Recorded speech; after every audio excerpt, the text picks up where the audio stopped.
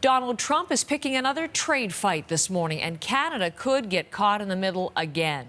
Trump is targeting Mexico less than 2 weeks after his administration dropped the punishing tariffs on Mexican and Canadian steel and aluminum. We're going to bring you coverage of this from both sides of the border. Janice McGregor in Ottawa on the left. She's going to bring us what this all means for Canada potentially. Stephen D'Souza handling all of the Washington stories out of our bureau in New York. And why don't I begin with you, Stephen?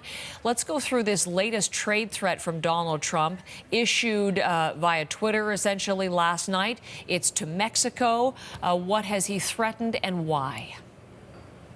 Well, it's interesting. Yesterday, he hinted that something big was coming on the problem at the southern border on immigration, and this is it. He tweeted last night that he's going to start imposing tariffs on Mexico until they deal with the issue of illegal immigration at the southern border. So here's what he's proposing, that beginning on June 10th, they will impose a 5% tariff on all goods coming from Mexico into the U.S., and that if Mexico doesn't deal with the problem of migration coming across the southern border, and if the crisis isn't dealt with, then those tariffs are going to go up by a factor of 5% every month. So July 1st, it would go up to 10%, all the way up to 25% by October.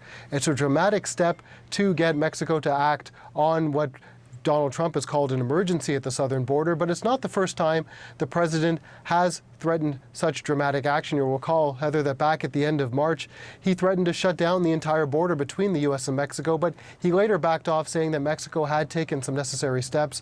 So here he is yet again, though, making another dramatic threat to impose tariffs on Mexico. As we are speaking, Stephen, I want to show you what's happening at a podium. You see the president of Mexico responding. He's already issued an open letter to Trump, but he's now actually holding a news conference talking about how America First is a fallacy, getting very upset about this. And of course, you think about this whole new NAFTA deal, getting it ratified, not just in Washington and Canada, but in Mexico, supposed to be a priority. So what does all of this do and this new threat do to the plans for the new NAFTA? Well, it's interesting. It really throws a wrench into those plans, because we'll start with Mexico. They actually had begun their ratification process in the Mexican Senate, and so this caught them completely off guard. As you mentioned, the Mexican president did post a letter on Twitter calling America First a fallacy, saying that Mexico is doing as much as it can without breaking human rights laws at the southern border, and that they're sending an envoy to Washington today to try to negotiate with the Americans. And then you have, of course, the Americans and Vice President Mike Pence. They have indicated they wanted to fast-track NAFTA. Mike Pence was in Ottawa yesterday talking about that, and it's not clear if he knew that this tariff announcement was coming, because it was never mentioned by Mike Pence. He did talk about the southern border in some way. Let's take a listen to what he said yesterday in Ottawa before the tariff announcement was made. Have to do more, that they have to enter into a greater level of cooperation with the United States. The Safe Third Country Agreement could be completed in a short period of time with Mexico, but we also need them to do more to secure their southern border and to enforce their laws.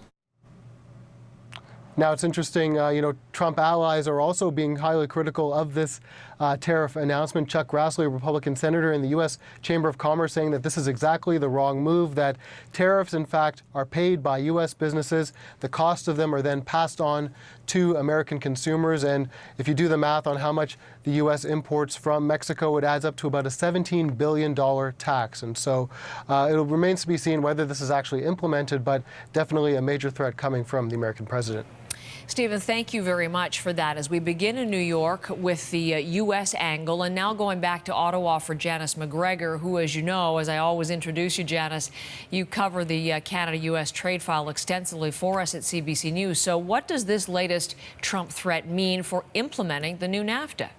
Yeah, Heather, in a word, or in a gesture, my goodness, what a roller coaster this ratification is turning out to be. Because, earlier yesterday, we had the Mexicans signaling they would move forward. We had Justin Trudeau, Mike Pence sitting there at their meeting talking about the way forward, and armed with that momentum as Derek was saying, like said there, you go back to Congress, you say there is momentum for this to happen by July. They were putting pressure on the congressional Democrats to do that, despite the fact that the Democrats wanted to negotiate some changes for this. Canada had figured out how it was going to accommodate that. And now this. What does Canada do in this situation? Does it proceed with its ratification process? Does it rush through its implementation bill before the summer and before launching into its election in the face of all of this uncertainty? Because the Trudeau government was very clear that it needed to move forward on the basis of lining up with the timelines of the other two countries. If all bets are off between the other two countries, where does that leave us? There are so many questions about this now. Okay, I have another question then. Let's talk about just trade on the continent, because with NAFTA, the new NAFTA, supply chains, we always mention between Canada, the U.S. and Mexico, so tightly linked and interwoven. What does this all mean for trade on the North American continent? Well, the business community, after feeling so much relief about the steel and aluminum tariffs being lifted, now they wake up this morning to this new uncertainty. What is this going to do to prices? What is this going to do to profit margins? The integrated trade between these three countries is such that we have products from Mexico that come into Canada and then go into the U.S. Could they be held up at the border? Could people be trying to dodge this tariff by moving things through Canada? What would that mean?